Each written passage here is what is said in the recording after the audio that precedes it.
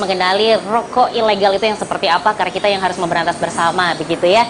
Dan kita langsung saja ke Wali Kota Malang, bahwa Pak Boys, kalau kita melihat bahwa keberadaan dari cukai ini adalah penerimaan negara yang nanti akan kembali kepada masyarakat. Betul. Ada dana bagi hasil cukai hasil tembakau yang nantinya akan kembali kepada masyarakat.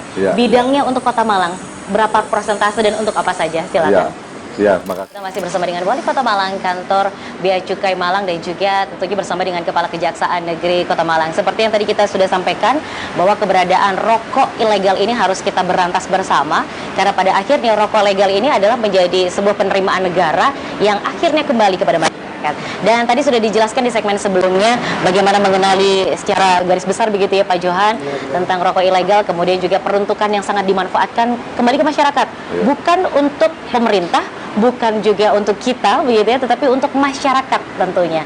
Kita ke Pak Trijoko, bahwa ada tindakan preventif dari sosialisasi yang telah dilaksanakan lintas instansi, tapi juga tentunya ada represif yang menjadi tugas berat begitu ya dari Pak Trijoko dari Kejaksaan. Ini seperti apa sih ini untuk Pak Wahyu? Kalau kita melihat bahwa memang ada tindakan represif yang akhirnya memang harus dilaksanakan begitu ya dari pihak Kejaksaan, tapi otomatis ada tindakan konkret dari pemerintah Kota Malang dalam hal ini untuk menekan peredaran rokok ilegal.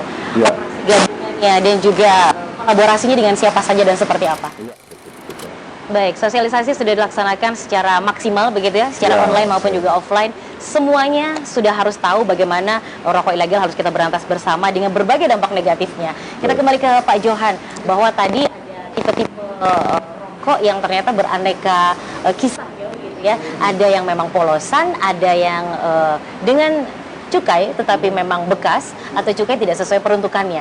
Kasus yang paling banyak juga yang harus kita kenali nih Pak, bahwa ada juga toko-toko yang menjual tembakau secara mandiri, kemudian masyarakat membuat rokok itu sendiri. Apakah juga termasuk ilegal atau seperti apa nih? Silakan. Kejaksaan otomatis sudah melaksanakan beragam pemberantasan begitu ya dari sisi penegakan hukum.